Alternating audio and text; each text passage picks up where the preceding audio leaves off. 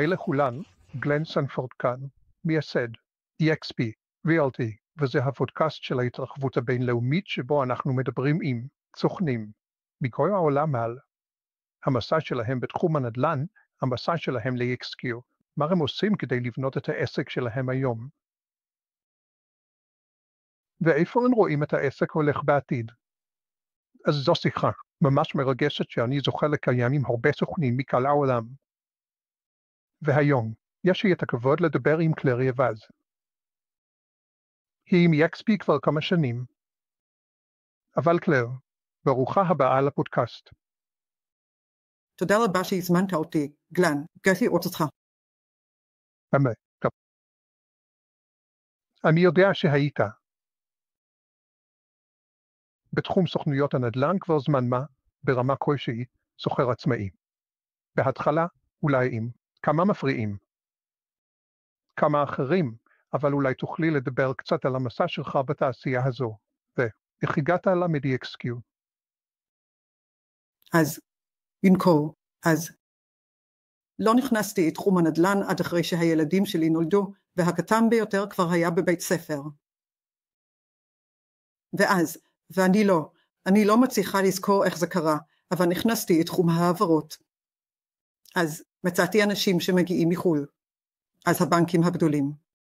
עבדתי הרבה עם, אתם יודעים, הבנקים הגדולים בקנרי ואופו ועיר.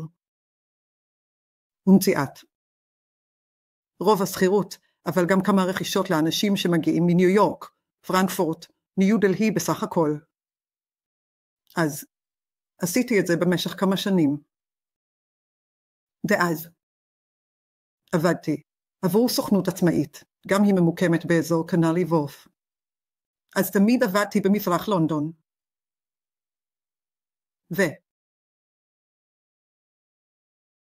אז הגיעו פרפל בריקס, וראיתי שזה יכול להיות דרך להתחיל את העסק שלי. והייתי עם פרפל בריקס כמעט 6 שנים, למעשה, אז פחות או יותר בהתחלה. עד ש-EXP הגיע. בסדר, עכשיו. אני בטוח, אתם יודעים, פרפל בריקס התרחבו ברחבי העולם, עכשיו הם כאילו התכווצו. אני חושבת שהם שונים. החברה הייתה שונה ממה שהיא הייתה כשאתה היית שם. אבל מה היה העסק? איך היה העסק אז?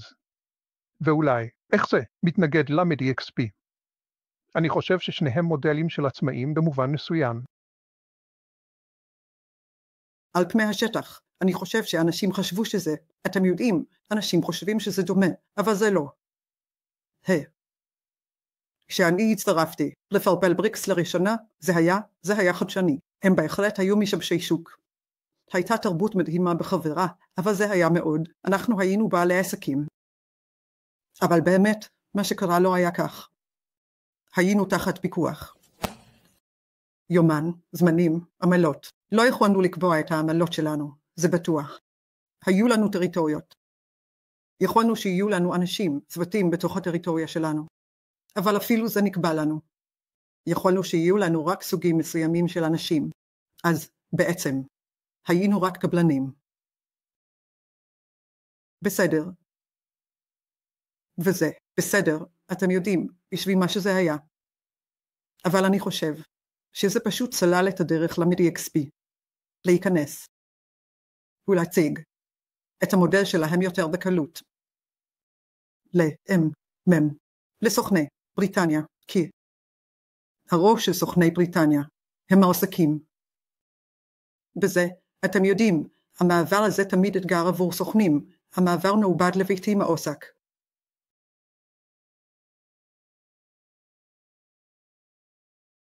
עכשיו, אני חושב, אתה.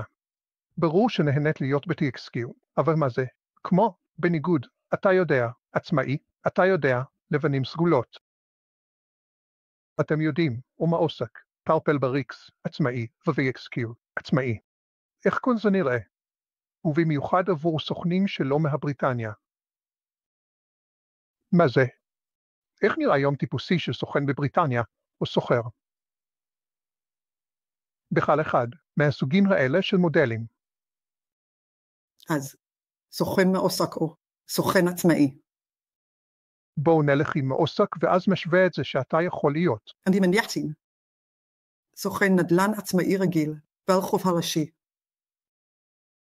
הם כנראה עובדים 5 ימים בשבוע, אולי 5.5 ימים בשבוע, כנראה בסבב. הם עשויים לעבוד סוג של שבת אחת מתוך 3. לדוגמה, אולי להתחיל עם פגישות בוקר. שזה נקבע על ידי מנהל הסניף, שכנראה גם נקבע לו על ידי המנהל האזורי שלו. אני מתכוון, ברור שחברות שונות יש להן פורמט שונה, אבל זה יכול להיות, אתם יודעים, בין שעות מסוימות, שאתם רק מתקשרים למועמדים פוטנציאליים. ספקים, מוכרים. או שאתה עשוי להתקשר למובילים שהגיעו. בלילה, מהפורטלים. אבל יהיה לך סוג של מבנה מסורתי. אתה עשוי שיהיה אדם אחד במשרד שעושה את הערכות. אז הם יוצאים לפגישות, עושים את הערכות, בעוד שאנשים במשרד מנסים לייצר את הפגישות עבור המעריכים. אז וסוג של וקצת, כמו רצועת שינוע, באמת. ובעיניי, אני לא חושב שהלקוח מיוצב שם בצורה טובה במיוחד כי הם יעברו לאנשים שונים. אז המעריך, שהוא האדם, שהלקוח פגש, אולי לא יהיה האדם, שהם ידברו איתו. כשהמסע נמשך, הם עשויים לדבר עם אנשים אחרים במשרד, מתווכים או עוזרי צפייה. בעוד רוב הסוכנים העצמאיים, אתה יודע, אלה שפועלים בעיקר עם EXP, עושים את כל התהליך, ובונים קשרים, שזה, אתה יודע.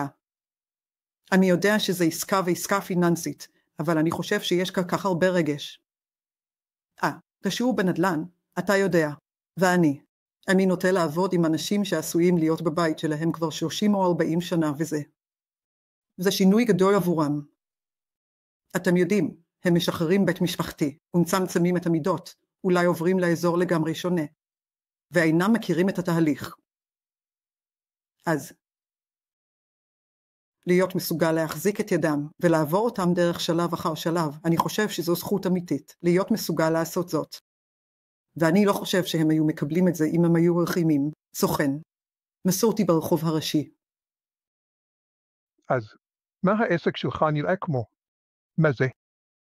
שאתה, כאילו, איך אתה עושה את העסק שלך? איך אתה מייצר את הלידים שלך, את הלקוחות שלך? ואז מה זה? איך נראה היום בחיים של שחקן שנמצא במקום? אני עוסק בסחירות ומחירות. אז יש לי פורטפוליו מנוהל, והנכסים האלה נמצאים ברחבי מזרח לונדון. ובניתי את זה במהלך 4 השנים האחרונות, וזה, אתה יודע, זה הכנסה פסיבית נחמדה שנכנסת. עם המחירות, אז ככה, לחזור קצת אחורה, הייתי צריך לעבור ניתוח לפני 4 שנים, 4.5 שנים, כדי להסיר גידול במוח. שזה ישפיע על הראייה שלי. אז אני לא נוהג, אז העסק שלי. זה סוג של עסק מיקרו, באמת. אני רוצה להיות מסוגל, אם אפשר, ללכת לרוב הערכות של הנכסים שאני מוכר. ועשיתי את זה. בניתי את זה. אני מתכוון, אני גר באזור כבר הרבה זמן. אז פשוט השתמשתי ברשת שלי ובמדיה החברתית כדי לוודא שכולם יודעים את זה. אני סוכן שיספק שירות מאוד אישי בזה. באזור הזה הקרוב. אז אני לא סוכן בנפח. אני לא רוצה להיות. אתה יודע, עדיין יש לי כמה אתגרים בריאותיים. אז אני לא רוצה לעשות, אתה יודע, 4 הערכות ביום, או אפילו 2 הערכות ביום, באמת. אז אקס מאפשר לי לעשות את זה. אבל בגלל שאני בלונדון, ערכי הנכסים גבוהים. לכן, אתה יודע, אפשר לעשות נפח נמוך ועדיין, אתה יודע, להניב. הכנסה טובה. ובגלל שאני שותף לזה עם השכירות גם. זה מייצר הכנסה טובה. אבל רוב הלידים שלי עכשיו הם פשוט הפניות, אתה יודע, דרך מדיה חברתית או פשוט מהרשת שלי. באזור הקרוב. בסדר. אז אתה, שלך. האם היית אומר שקהל העסקים הם בעצם במרחק הליכה? ושזה. כן, או נסיעה קצרה באוטובוס. אני מתכוון, יש לנו תחבורה ציבורית מאוד טובה בלונדון, יש לי הרבה אוטובוסים שם, או את הרכבת התחתית גם. אני מתכוון, הגרוע ביותר זה כמה תחנות רכבת תחתית, אבל אני יכול ללכת לשם. בסדר. ובכן, לא, וזה בעצם. תהיה. אני תמיד אומר שכולם צריכים שיהיו להם מגבלות עסקיות טובות, ולפעמים הן מגיעות מתוך צורך. אבל, אתה יודע, הרבה פעמים מגבלות עסקיות בעצם יוצרות תוצאה טובה יותר. והרעיון שין, אתה יודע שהעסק שלך הוא, אני צריך להיות מסוגל ללכת אליו. זה כנראה. בעצם, בהשוואה לרוב הסוכנים, זה אורח חיים טוב יותר, של סוכנות. מאשר סוכנות מסורתית. זה הולך לקחת כל דבר, שבא בדרך שלהם ולא לארגן את זה סביב מגבלות עסקיות. כן, המכירה הכי קרובה שלי עדיין מתקדמת, אז זה כנראה בערך 100 מטרים מהמקום שבו אני גר. אתה יודע, אני עובר ליד השלט נמכר שלי כל יום כשאני יוצא עם הכלב. אני הייתי. אז, אתה גם, אני חושב, משכת כמה סוכנים ל-MediaXQ. מה היה? למה יש סוכנים שין? הצטרפו ל-MediaXP, ומה זה שאתה הצלחת לעזור להם להבין במודל של EXP. זה. מעניין כי EXP מציעה. באמת, כל מה שאתה רוצה בעסק, זה מאפשר לך לנהל עסק, בכל רמה של עסק שזה. אז, אתה יודע, יש לי סוכנים שהצטרפו שין. הם צריכים, מכל סיבה שהיא, לעבוד רק במשרה חלקית, ויש לי סוכנים אחרים שפשוט הולכים על זה. ואתה יודע, במהלך השנה הבאה, אני רוצה להיות אייקון. אבל, זה מציע הכל, לכולם. אז, אם אתה רק רוצה לבנות עסק עצמאי,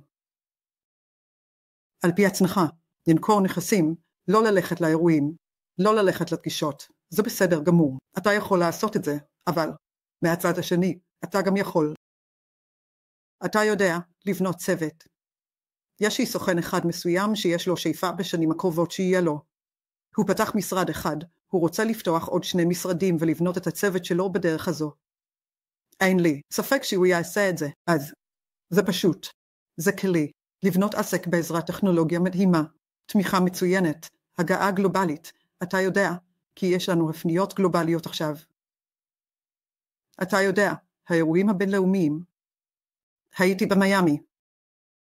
כפי שאתה יודע, וגם ליסבון, הוקדם יותר השנה. אירועים ממש טובים, עם ההזדמנות לפגוש את האנשים הכי מדהימים. אני חייב להגיד, אתם האמריקאים, אתם באמת יודעים. החיוביות. בחדרים באירועים האלה, אתם באמת יודעים איך לנקור להתמקד בחיוביות במקום בתליליות. ואני חושב שזה פשוט מתבטא. ואני, אתה יודע, הרגשתי כאילו הבאת את האנרגיה הזו איתי ממיימי, בוודאות. לא, טוב, תודה. אז זה, אני חושב שחלק מזה, הוא כמובן, אתה יודע, אולי יש קצת, גישה נפשית חיובית שלב. יש איזה נטייה, אולי להיות, קצת יותר, אבל אני חושבת שזה באמת. המודל העסקי עצמו. כאשר, אתה יודע, אתה יכול לקחת אנשים שבדרך כלל נמצאים. אני לא רוצה לומר עבודות ללא מוצא, כי נדל"ן הוא מקצוע נהדר. אבל עבור הרבה סוכנים, הם לא באמת מרגישים שיש להם דרך לצאת. גלגל, האוגר. וכשאתה נותן להם דרך, וכשאתה נותן להם פוטנציאל בלתי מוגבל, הם פשוט הופכים לגרסאות יותר חיוביות של עצמם. ולכן אני חושבת שזה, אז כנראה שילוב של, אתם יודעים, אנשים נהדרים, אבל גם מודל עסקי מצוין. שזה, אתם יודעים, נותן את היכולת לבנות. אתם יודעים, כל מה שאתם בדרך כלל רוצים לבנות. טוב, זה עובד. עכשיו, בבריטניה. אני חושבת שזה שוק, די, לא מוסדר. זה מה? שאתה רואה, האם זו הדרך שאתה רואה את זה, או שאתה רואה נדל"ן מעוגל למדי? אז יש גוף רגולטורי, שאותו לא חייבים להיות חברים בו. אתה כן צריך להיות חבר בית. הממונה על הנדל"ן או תכנית. הרגולציה של הנדל"ן. ואתה כן צריך להיות רשום אצל HMRC, שזה מס הממשלה, למלחמה בהלבנת הון. מגרות. אבל אין דרישות הכשרה חובה, וזה מדובר שוב ושוב על להביא את זה. אני לא יודע, אם זה יקרה בקרוב. ואם, אני לא בטוח שהסמכה בהכרח תפר לבץ את המקצוע, כי לצערי, בבריטניה. נעלה את המקצוע, כי לצערי, בבריטניה. זה לא ממש מכובד או שאנחנו לא ממש מכובדים. כי אני לא חושבת שאנשים מבינים כמה עבודה מעורבת בעסקת נדל"ן. ואתה יודע, הם פשוט אומרים שקל מה שאתה עושה זה לקחת כמה תמונות ולשים את זה בפורטל. אז ברור שאנחנו יודעים שיש הרבה יותר מעורב בזה. אני חושב שיש בעיה עם תשלום בבריטניה. אז הסוכנים לא מקבלים סכום כסף גדול. אז דיברתי עם בעל עסק בצפון מערב אנגליה לפני כמה חודשים. והיא אמרה, מה המכשול הכי גדול שלך? בעסק שלך. מה הבעיה הכי גדולה שלך? והיא אמרה, זה גיוס ושימור. כי הם יכולים ללכת ולעבוד באסלה, שזה סופרמרקט. עבור רק קצת פחות, פשוט למלא מדפים, לעבוד על רצפת החנות, בקופות, פשוט, אתה יודע, ולא להתמודד עם כל הטרחה, לא לעבוד, אתה יודע, 5.5 ימים בשבוע או מה שזה לא יהיה. וחשבתי, ובכן, בטח, הייתם צריכים לשלם יותר. אבל הם אומרים שהם לא יכולים להרשות לעצמם כי העמלות כל כך נמוכות. תחשוב שהעמלות שלנו ממש נמוכות בבריטניה, אבל אנשים ממשיכים להגיד, אתה לא יכול לקבל 1%. ובכן, אתה יכול לקבל 1%. אתה יכול לקבל 1.25. אבל בתור תעשייה, אני חושב שאנחנו צריכים להסתכל פנימה. על איך אנחנו תומכים באנשים שלנו. ואיך אנחנו יכולים לשמור על האנשים הכי טובים שלנו. נכון. ובכן, דיברתי עם סוכן נוסף, אמם, ואחת מהדברים שהוא שיתף זה שסוכנים עצמאים. לפחות הוא קיבל מחיר גבוה יותר עבור הנכסים שהוא לקח עליהם מאשר הסוכנויות המבועסקות. והוא אמר, כי אני משקיע יותר זמן בשיווק, אני באמת אכפת לי מהלקוח הספציפי הזה. אני בעצם עושה את העבודה. אתה רואה את זה גם בניסיון שלך. אני רואה יותר ויותר, כמו פשוט לדחוף קצת. להעלות את העמלה קצת. אז אני יודעת שלפעמים סוכנים, כשיוצאים לדרך עצמאית, הפיתוי הוא להוריד מחירים, לעומת הסוכנויות, המסורתיות, ברחוב הראשי.